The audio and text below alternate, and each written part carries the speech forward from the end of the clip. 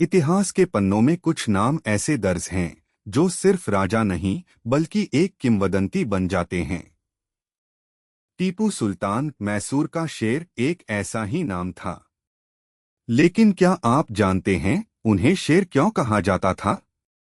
आज हम आपको बताएंगे उसी घटना के बारे में जिसने टीपू को सचमुच मैसूर का शेर बना दिया।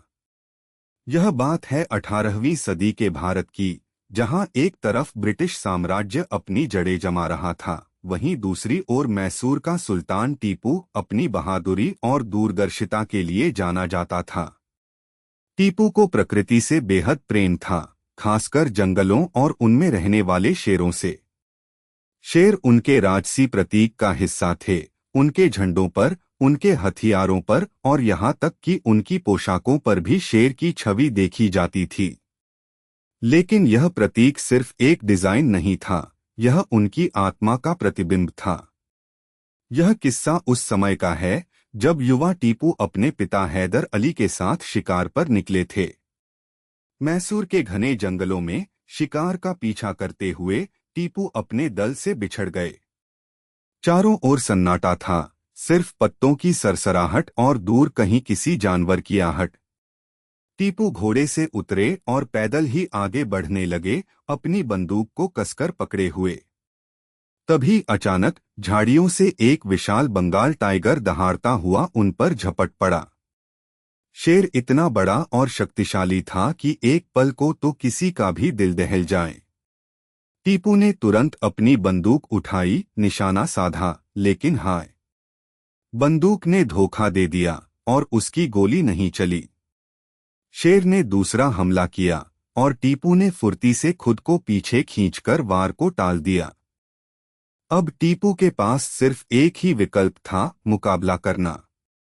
उन्होंने अपनी कमर से खंजर, एक घुमावदार डैगर, निकाला। शेर ने एक बार फिर हमला किया, अपने विशाल पंजों और नुकीले दांतों के साथ।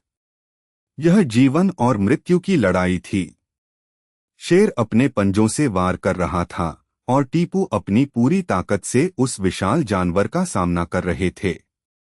उन्होंने शेर के पंजों से खुद को बचाया और जैसे ही शेर ने एक और घातक वार करने की कोशिश की, टीपू ने अपनी पूरी शक्ति से खंजर शेर के हृदय में उतार दिया। एक जोरदार दहाड़ के साथ शेर का विशाल शरीर धरती पर निढाल होकर गिर पड़ा। जंगल की खामोशी एक बार फिर से छा गई। टीपू लहूलुहान और थके हुए लेकिन विजयी होकर खड़े थे।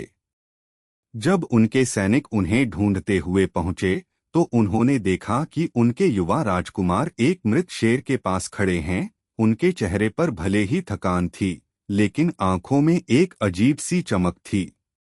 यह घटना जंगल की आग की तरह पूरे मैसूर में फैल गई।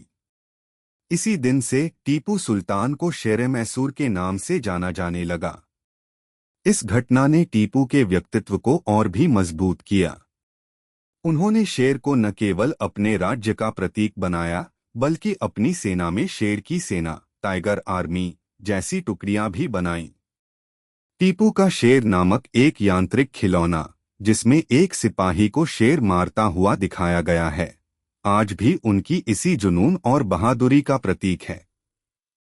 यह सिर्फ एक किस्सा नहीं, बल्कि टीपू की आत्मा की कहानी है, एक ऐसे शासक की कहानी जिसने अपने जीवन में हर चुनौती का सामना शेर की बहादुरी से किया। तो यह था मैसूर के शेर, टीपू सुल्तान का वो किस्सा जिसने उन्हें इतिहास में अमर कर दिया। उनकी बहादुरी आज भी हमें प्रेरित करती है।